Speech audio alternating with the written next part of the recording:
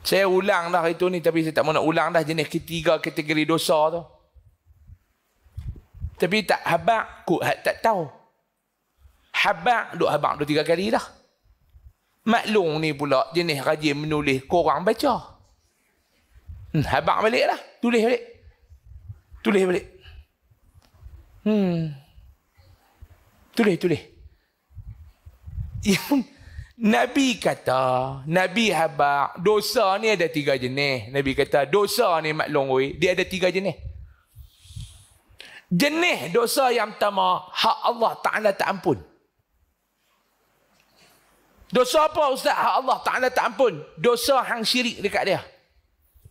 Hak ni maklum Allah Ta'ala tak ampun, hang kena bertobat betul-betul baru dia ampun.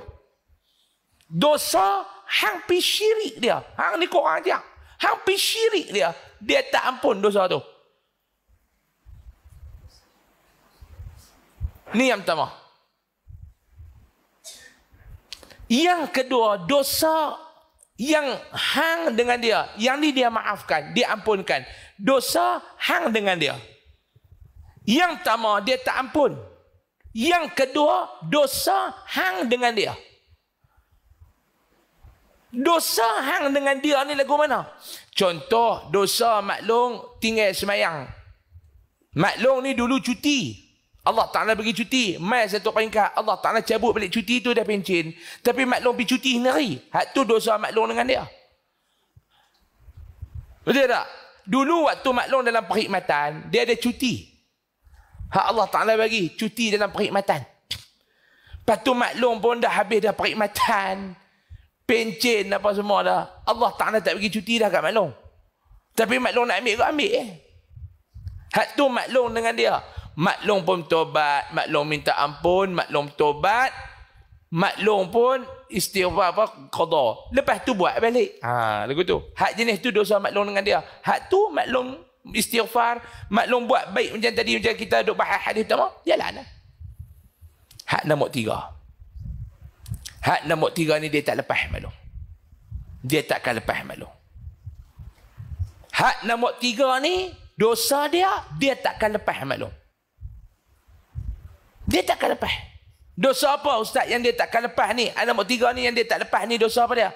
Dosa maklum buat dengan orang. Silap maklum buat dengan orang. Dia takkan lepas. Kesilapan dosa yang maklum buat dengan orang. Dia takkan lepas maklum.